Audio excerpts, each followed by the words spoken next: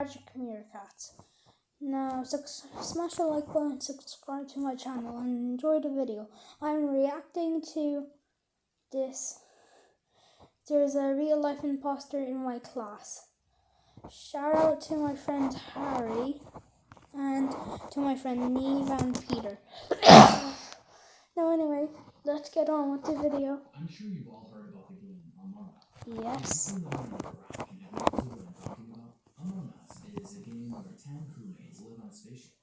The catch is, one of them is an imposter, and the imposter's job is to kill off each crewmate without being caught. On the other hand, the crewmates must complete their tasks while trying to find the imposter and not get killed. It's a pretty fun game, but I never thought the Among Us game would happen to me in real life. When I was 16 years old, something terrible happened to the kids in my class, and that's when I found out there was a real life imposter. What the flip? That is absolutely crazy. But before I go on, make sure you like and subscribe and hit that notification bell.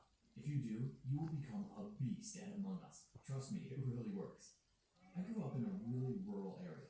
There wasn't much. Okay. The closest That city sounds was hours cozy. away, and my neighborhood was really small. I knew everyone, and everyone knew me. Cool, My class good. was also very small, with only 9 kids in total, including my best That friend. is actually a very small class.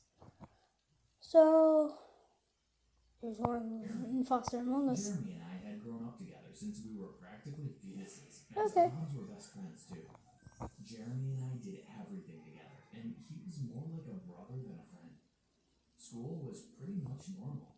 We had assignments, did work, got detention, you know, the usual stuff.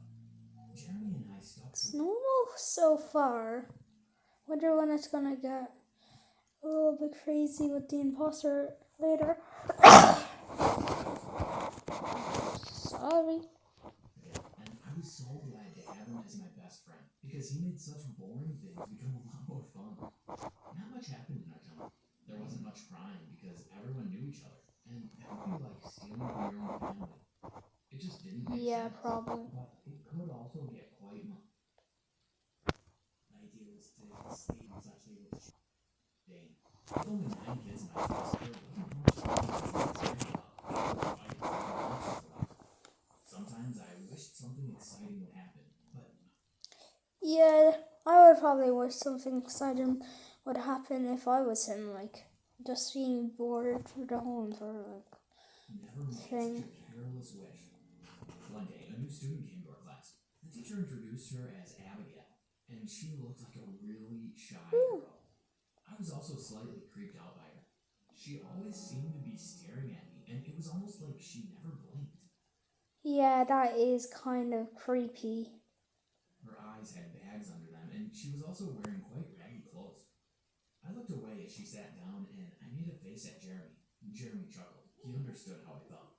Abigail was a weird kid. For a few weeks, nothing significant happened at school. We just continued our studies. Never say to anybody that's their weird kid.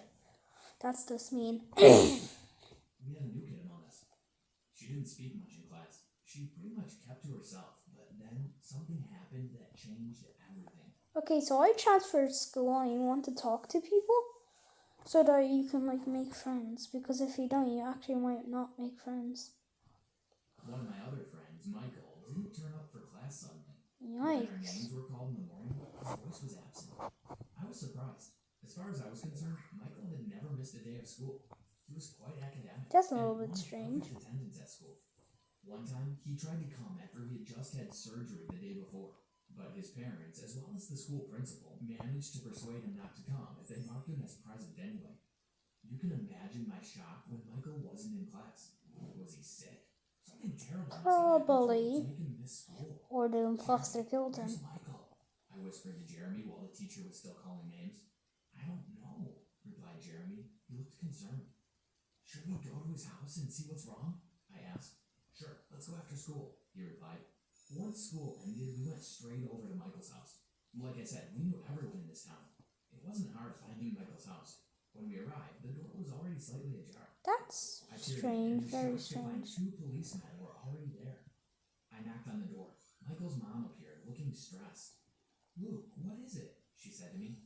Oh, hi, Mrs. Johnson, I replied. We were just wondering if Michael is all right. Michael's mom closed her eyes, and to my horror, I discovered that she was crying. Michael Oh. is missing, she said. Oh, he's missing. That is actually bad. Oh. I looked at Jeremy with wide eyes. Missing? Asked Jeremy in shock. Michael's mom nodded. Since this morning. The police are here. Have you any news about his disappearance? Do you know where he could be? I shook my head regretfully. I'm sorry, Mrs. Johnson, I don't. I hope you find him soon. Michael's mom looked down in disappointment. That's okay, Luke. Thank you. She closed the door, and Jeremy and I walked away. We were so shocked by this sudden turn of events. Wait, I wonder how he's gonna find out that there's actually an imposter.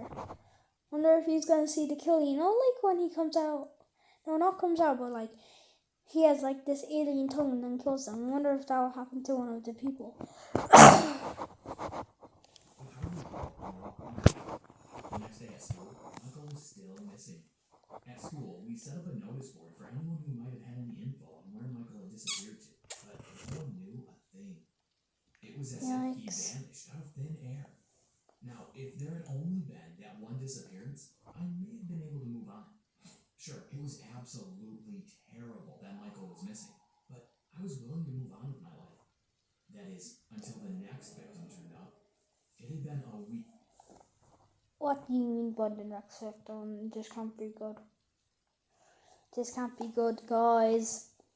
Michael's disappearance. We were sitting in class waiting for the students to fill in, but I noticed that there were only 8 kids. I realized that Emily was missing. Mr. Layson, Emily isn't here. I raised my hand and told the teacher. Mr. Layson looked around, and I thought I saw fear flash across his eyes. I see, he said nervously. Then he called someone on the phone, and I noticed that his eyes had widened. I felt my stomach plummet with terror. Surely Emily wasn't missing too, right? Maybe she was just sick. She had to be. This didn't make any sense. At that point, Abigail, that new kid I told you about, entered the room. There was something about her that made me terrified. What the flip? Those eyes. Those are like imposter eyes.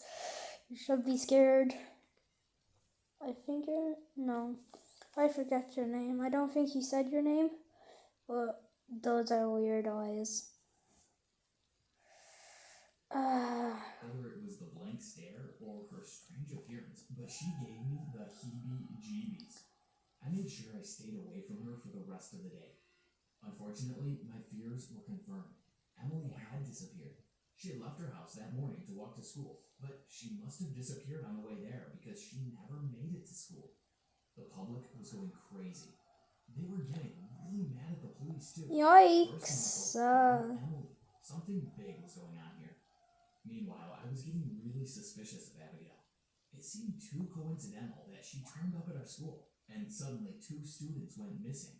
I was super sus of her, and I really believed she had something to do with it.